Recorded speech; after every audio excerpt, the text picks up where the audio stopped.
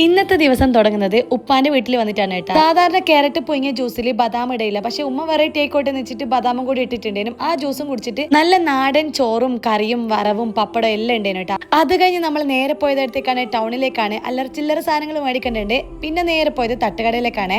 വൈകുന്നേരം കട്ടൻ ചായയും 2-3 സ്നാക്കും കഴിച്ചിട്ടുണ്ട് കേട്ടോ. ഇവിടെ മേക്കുന്നിലുള്ള ഒരു ഫേമസ് ആയിട്ടുള്ള തട്ടുകടയാണ്. വെള്ളിയാഴ്ച ഒഴികെ ബാക്കി എല്ലാ ദിവസവും ഉണ്ടാവും. സത്യം പറഞ്ഞാലല്ല, ഈ ഉമ്മമാർക്കുള്ള ശീലാണ്. നമുക്കിത് ഫുൾ ആയിട്ട് കഴിക്കാൻ പറ്റില്ല. അന്നേരം മക്കളെല്ലാം കാര്യം ഓർമ്മ വരും. അതുകൊണ്ട് ബാക്കിയുള്ളതെല്ലാം പാർസലും വാങ്ങിച്ചിട്ട് നമ്മളിങ്ങും പോന്നു. വരുന്ന വൈക്ക് ചിക്കനും കൂടി മേടിച്ചിട്ടുണ്ട്. നേരെ വീട്ടിൽ പോയി മക്കളെല്ലാം കൂട്ടി നമ്മൾ വീട്ടിലെത്തിയിട്ടാ. വെറും കൈയോടെ പോയ ഞാൻ കുറെ സാധനങ്ങളായിട്ടാണ് എന്റെ വീട്ടിലേക്ക് വന്നിട്ടുള്ളത്. അതങ്ങനെയാണല്ലേ, പെൺമക്കള് വീട്ടിൽ പോയി കഴിഞ്ഞാല് ഉമ്മാക്കും ഉപ്പാക്കും എല്ലാം ഞമ്മക്കും എന്നാ എടുക്കേണ്ടെന്ന് തിരിയൂല. അതെല്ലാം എടുത്തിട്ട് നമ്മളിങ്ങ് പോരും. പക്ഷെ അതൊന്നുമല്ല കേട്ടാ, നമുക്ക് വേണ്ടിട്ട് എടുത്തു വെക്കുന്നതാണ്. മക്കൾക്ക് വേണ്ടിട്ട് മിച്ചറെല്ലാം വാങ്ങിച്ചിട്ടുണ്ടെങ്കിൽ ഉപ്പ. അതങ്ങനെയാണല്ലോ, നമ്മുടെ കല്യാണം കഴിഞ്ഞാലും നമുക്ക് എത്ര ഫ്രീഡത്തോടെയും കാര്യം ചെല്ലാൻ പറ്റുന്നവരുടെ വേറെ ഇല്ല കേട്ടാ. അപ്പൊ ഇന്നത്തെ കോട്ട കഴിഞ്ഞു കേട്ടാ. ഇനി ഇൻഷാല്ലാ അടുത്ത പ്രാവശ്യം ഇതിൽ കൂടുതൽ കിട്ടട്ടെ എന്ന് പ്രാർത്ഥിക്കുന്നു. അപ്പൊ ഇന്നത്തേക്ക് ഇത്രയുള്ളൂ. Okay, by.